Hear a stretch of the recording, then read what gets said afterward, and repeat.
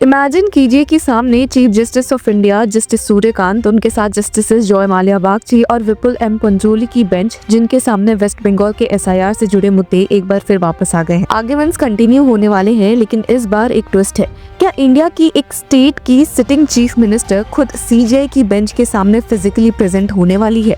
जी हाँ, यहाँ बात हो रही है सीएम ममता बनर्जी की। तो क्या है ये पूरा मामला? क्यों ये केस सडनली इतना हाई वोल्टेज हो गया है? कैसे सीएम ममता बनर्जी खुद सीजेआई सूर्यकांत के सामने प्रेजेंट होने वाली है? और क्या फाइनली सीसी ज्ञानेश कुमार को इम्पीच करने की मांग उठी है? चलिए इस वीडियो में हम देखते हैं। अब वेस्ट बंगाल चीफ मिनिस्टर और तृणमूल कांग्रेस की चीफ ममता बनर्जी के सुप्रीम कोर्ट आने की पूरी तैयारी है। सोर्सेज के मुताबिक उनकी पिटीशन, जो उन्होंने इलेक्शन कमीशन ऑफ इंडिया के खिलाफ फाइल की थी, स्पेशल इंटेंसिव रिवीजन यानी एसआईआर ऑफ इलेक्टोरल रोल्स को चैलेंज करते हुए, वो एक्सपेक्टेड थी कि 4 फरवरी को लिस्ट होगी, यानी कि आज। और व्यूअर्स सुप्रीम कोर्ट की कॉज लिस्ट पर नजर डाल ले तो ये साफ दिख रहा है कि केस फाइनली सुप्रीम कोर्ट में लिस्ट हो चुका है। सीएम ममता बनर्जी खुद बेंच के सामने प्रेजेंट होंगी। सुप्रीम कोर्ट की सिक्योरिटी विंग ने उनके विजिट के लिए क्लियरेंस भी दे दिया है। याद रखिए कि CM Mamata Banerjee Z+ category की प्रोटेक्टी है, तो सिक्योरिटी अरेंजमेंट्स भी टाइट होने वाली है। और इंटरेस्टिंगली सीएम ममता बनर्जी ने एक इंटरलोक्यूटरी एप्लीकेशन फाइल की है, जिसमें उन्होंने खुद कोर्ट में अपीयर होकर आर्ग्यू करने की परमिशन मांगी है। लेटेस्ट एप्लीकेशन में उन्होंने कहा है कि वो खुद पिटिशनर है और केस के फैक्ट्स एंड सर्कमस्टेंसेस से पूरी तरह वाकिफ है। वेस्ट बंगाल के सिटिंग सीएम और AITC की चेयरपर्सन होने के नाते उन्होंने कोर्ट को अश्योर किया है कि वो सुप्रीम कोर्ट के डेकोरम और प्रोसीजर का पूरा पालन करेगी। एप्लीकेशन में ये भी कहा गया है कि SIR प्रोसेस की वजह से वेस्ट बंगाल के रेसिडेंट्स को जो ग्राउंड लेवल इश्यूज फेस करने पड़े हैं, उनकी उन्हें अंडरस्टैंडिंग है और उनका पर्सनल अपीयरेंस कोर्ट को केस डिसाइड करने में मदद करेगा। अब मेन पिटीशन में उन्होंने ECI के मल्टीपल डायरेक्शंस और इंस्ट्रक्शंस को क्वॉश करने की डिमांड की है और ये भी मांगा है कि 2026 West Bengal assembly elections existing electoral rolls के बेसिस पर हो, SIR के बाद रिवाइज किए गए रोल्स पर नहीं। पर व्यूअर्स, मामले यहाँ बिल्कुल भी नहीं रुके, क्योंकि एक सीरियस इंसिडेंट भी हमें देखने को मिला है। सीएम ममता बनर्जी ने सिर्फ कोर्ट में ही नहीं बल्कि दिल्ली में chief election commissioner Gyanesh Kumar से मिलने के बाद जो स्टेटमेंट्स दिए, वो अनयूजुअली शार्प और अग्रेसिव भी थे।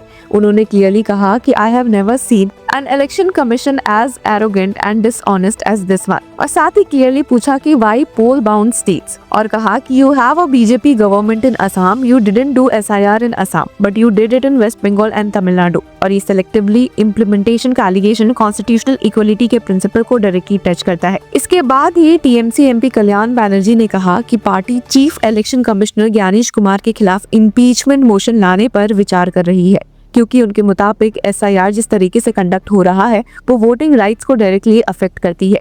सिर्फ वेस्ट बंगाल ही नहीं बल्कि उन सब स्टेट्स में जहां आने वाले सालों में इलेक्शंस होने वाला है। MP कल्याण बनर्जी ने कहा कि the way they are conducting the SIR is wrong. This would affect the voting rights of all citizens. They want to ensure nobody has voting rights. अब TMC का एलिगेशन है कि SIR का मिसयूज करके genuine voters के नाम हटाने की नीयत दिख रही है। इसी इल मोटिव के बेसिस पर पार्टी दूसरी अपोजिशन पार्टी से बात करके इम्पीचमेंट मोशन पर आगे बढ़ सकती है। अब व्यूअर्स, कॉन्स्टिट्यूशनली देखें तो आर्टिकल 324 इलेक्शन कमीशन को गवर्न करता है और आर्टिकल 324 सबसेक्शन 5 के तहत CEC को सिर्फ पार्लियामेंट के इम्पीचमेंट प्रोसेस के थ्रू ही हटाया जा सकता है, बिल्कुल सुप्रीम कोर्ट जज की तरह। इसलिए अगर ये मूव आगे बढ़ता है तो ये सिर्फ पॉलिटिकल नहीं बल्कि एक सीरियस कॉन्स्टिट्यूशनल शोडाउन होगा। इसी बीच सुप्रीम कोर्ट में पैरेलल पिटिशंस भी चल रही है। तृणमूल कांग्रेस के लीडर्स, सिविल सोसाइटी मेंबर्स और भी पिटिशनर्स SIR प्रोसेस को चैलेंज कर रहे हैं और आज इसकी भी हियरिंग सीजेआई सूर्यकांत की कोर्ट में है। पिछले हियरिंग के दौरान कोर्टरूम में काफी शार्प एक्सचेंजेस भी हुए हैं। सीनियर एडवोकेट कपिल सिब्बल, जो Trinamool Congress leader Derek O'Brien की तरफ से अपीयर कर रहे थे, उन्होंने बेंच को बताया कि लॉजिकल डिस्क्रिपेंसी कैटेगरी का मिसयूज हो रहा है। उन्होंने एग्जाम्पल दिया कि लोगों को नोटिस मिल रहे हैं उनके ग्रेन पेरेंट्स के साथ एज गैप के बेसिस पर। कहा कि हियरिंग के लिए सिर्फ 300 वेन्यूज है, जबकि कम से कम 1900 वेन्यूज चाहिए। और फिर उन्होंने एक लाइन बोली जो कोर्टरूम में काफी रेजोनेट हुई। They say that if Ganguly is spelled differently, they omit the name. My lord knows that Datta is spelled differently. They are issuing notices with aim to exclude name. ये statement directly CJI Surya Kant, justice Dipankar Datta और justice Joy Mallya Bagchi के सामने record पर रखा गया था। अब election commission की तरफ से senior advocate Rakesh Dwivedi appear हुए थे और एक पॉइंट पर उन्होंने कहा कि कुछ केसेस में पेरेंट्स और चिल्ड्रन के बीच सिर्फ 15 साल का एज डिफरेंस है। इस पर जस्टिस जॉय माल्या बागची का रिस्पॉन्स काफी स्ट्राइकिंग भी था। उन्होंने कहा कि how can 15 years age gap between mothers and son be a logical discrepancy? We are not in a country where child marriages are not a reality.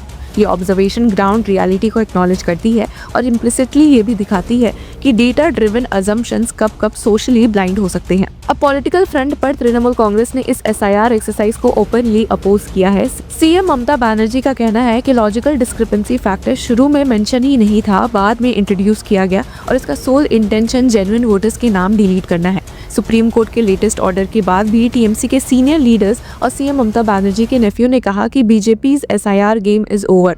उनका क्लेम है कि 1 करोड़ वोटर्स के नाम जो स्ट्राइक ऑफ होने वाले थे वो सेव हो गए और ये विक्ट्री वेस्ट बंगाल की है। इस बीच इलेक्शन कमीशन ने भी अपना स्टैंड हार्डन कर लिया है। अनलिस्टेड डॉक्यूमेंट्स को लिस्टेड के तौर पर यूज करने के रिपोर्टेड इंस्टेंसेस पर ईसीआई ने सीरियस नोट लिया है। इलेक्टोरल रजिस्ट्रेशन ऑफिसर्स और असिस्टेंट ईआरओज को कॉशन किया गया है कि ऐसे एरर्स ग्रेव एंड डेलिबरेट माने जाएंगे और डिसिप्लिनरी एक्शन फॉलो होगा। सोर्सेज के मुताबिक माइक्रो ऑब्जर्वर्स ने ऑलरेडी कुछ इंस्टेंसेस रिपोर्ट किए हैं। ईसीआई ने ये भी डायरेक्ट किया है कि हियरिंग्स और documents uploading preferably next 7 days में कंप्लीट की जाए। सुप्रीम कोर्ट ने 10 डे का विंडो दिया था।